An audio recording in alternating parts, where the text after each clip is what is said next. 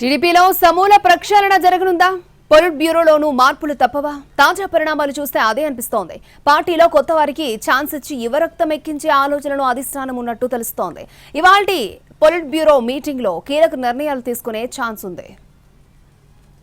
టీడీపీలో సమూల ప్రక్షాళన దిశగా అడుగులు పడనున్నాయి. గ్రామ కమిటీల నుంచి రాష్ట్ర కమిటీ వరకు కీలక మార్పులు రాబోతున్నాయి.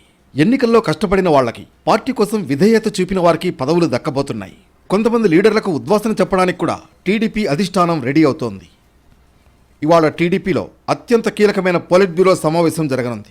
ఇందులో పార్టీ భవిష్యత్ కార్యాచరణ, కూటమి ఏడాది పాలన, ప్రభుత్వం అమలు చేస్తున్న సంక్షేమ పథకాల గురించి చర్చిస్తారు. ఏడు విడుదలైన సిబిఎస్ఈ 2025 10th ఫలితాల్లో Sri Chaitanya all India top mark 498 మన తెలుగు రాష్ట్రాల విద్యార్థిదే. సిబిఎస్ఈ బోర్డు మార్కుల్లోనైనా, జాతీయ స్థాయి పోటీ పరీక్షల్లోనైనా శ్రీ చైతన్య తర్వాతే ఎవరైనా.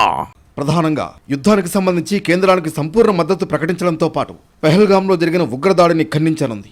పొలిట్ బ్యూరో సమావేశానికి ముందు మంత్రి లోకేష్ పార్టీ సీనియర్ నేతలు, మంత్రులతో సమావేశమవుతారు. రాష్ట్ర కమిటీ పార్టీలో రానున్న మార్పుల గురించి చర్చిస్తారు. పార్టీలో 2 కన్నా ఎక్కువ సార్లు పదవి నిర్వహించిన వాళ్లు వేరొకరికి అవకాశం ఇవ్వాలని ఇప్పటికే ప్రకటించారు లోకేష్. మధ్యాహ్నం సీఎం చంద్రబాబు ముఖ్య నాయకులతో సమావేశమవుతారు. ఆ తర్వాత పొలిట్ బ్యూరో జరగనుంది. ప్రస్తుతం ఉన్న వాతావరణంలో మహానాడు రద్దు చేయాలని అనుకున్నారు. కానీ సరిహద్దుల్లో సాధారణ పరిస్థితులు నెలకొనడం, ఉద్రిక్తతలు సద్దుమణగడంతో మహానాడు నిర్వహించాలన్న ఆలోచనలో ఉంది టీడీపీ అధిష్టానం. మహానాడు ఎన్ని రోజుల పాటు జరపాలి అనే అంశంపై కూడా పొలిట్ బ్యూరోలో చర్చిస్తారు. సాధారణంగా మహానాడు 3 రోజుల పాటు జరుగుతుంది. కానీ ప్రస్తుతం కేవలం 2 రోజుల్లోనే ముగించే ఆలోచనలో ఉన్నట్లు సమాచారం. ఇదే విషయంపై ఓ నిర్ణయం తీసుకున్నారు. రాజధాని అమరావతి పునర్నిర్మాణం అంశం కూడా పొలిట్ బ్యూరోలో చర్చకు రానుంది. ఏడు విడుదలైన సిబిఎస్ఈ 2025 10th ఫలితాల్లో Sri Chaitanya all India top mark 498 మన తెలుగు రాష్ట్రాల విద్యార్థిదే. సిబిఎస్ఈ బోర్డు మార్కుల్లోనైనా, జాతీయ స్థాయి పోటీ పరీక్షల్లోనైనా శ్రీ చైతన్య తర్వాతే ఎవరైనా.